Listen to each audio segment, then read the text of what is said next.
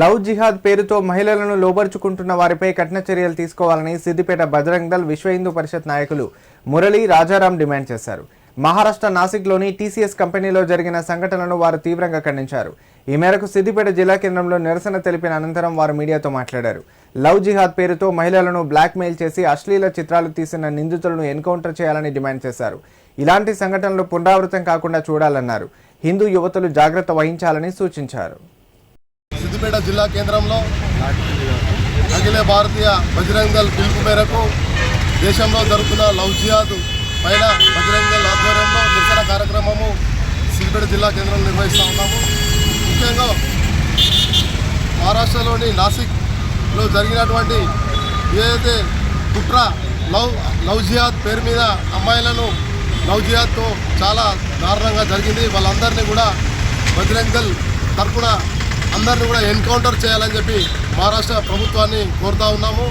ముఖ్యంగా నిన్నటి రోజు కూడా మహారాష్ట్రలో తన్వీర్ అనే ఒక యువకుడు మైనర్ బాలికలను 185 మందిని రేప్ చేశాడు. 386 అశ్లీలు తీశాడు. వీళ్ళందరినీ కూడా ఈ భారత ప్రభుత్వాన్ని మేము ఏమి నిర్ణయిస్తామంటే వీళ్ళందరినీ కూడా డైరెక్ట్ ఎన్కౌంటర్ చేయాలి. వీళ్లకు జైళ్లలో పెట్టి అన్నం పెట్టే ప్రసక్తి ఉండద్దని చెప్పి బజరంగ్ దళ్ తరఫున మేము కోరుతా ఉన్నాము. ముఖ్యంగా లవ్ జిహాద్, ఫుడ్ జిహాద్, ల్యాండ్ జిహాద్ ఈ విధంగా జరుగుతూ ఉన్నాయి. ఇవన్నీ కూడా బజరంగ్ దళ్ వ్యతిరేకిస్తూ ఉన్నది. ఇవి పునరావృతం అవుతూ ఉన్నవి. మత మార్పిడితోటి ఈరోజు దేశంలో నాటి చాప కింద నీరులెక్క మత మార్పులు జరుగుతూ ఉన్నాయి. ఇవన్నీ కూడా ఎప్పటికప్పుడు బజరంగ్ దళ్ తిప్పి కొడుతూనే ఉన్నది.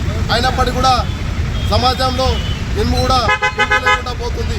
ఓ హిందూ సమాజమా మేలుకో, ఈ యొక్క జరుగుతున్న అకృత్యాలు మత మార్పిడి, లవ్ జిహాదు, ల్యాండ్ జిహాద్ను కూడా అరికట్టాలంటే మనందరం కూడా ఐకమత్యంతో పనిచేయాలని చెప్పి బజరంగ్ దళ్ నుంచి కోరుతా ఉన్నాను.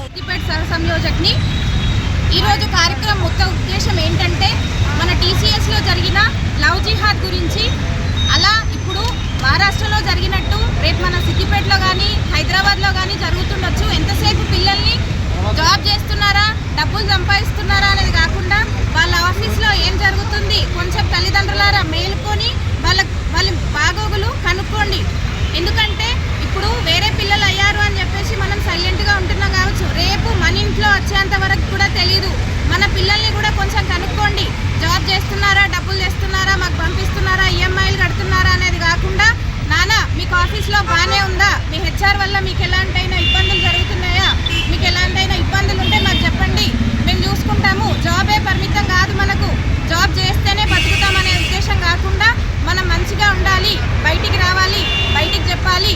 మీరు చదువుకున్నంత మాత్రాన జాబ్ చేయాలని మేము మిమ్మల్ని ఫోర్స్ చేయట్లేదు అని చెప్పేసి తల్లిదండ్రులారా కొంచెం మీ పిల్లలకి చెప్పి ఆడపిల్లల్ని కొంచెం ధైర్యవంతంగా తయారు చేసి ముందుకు తీసుకురావాలని నేను కోరుకుంటున్నాను.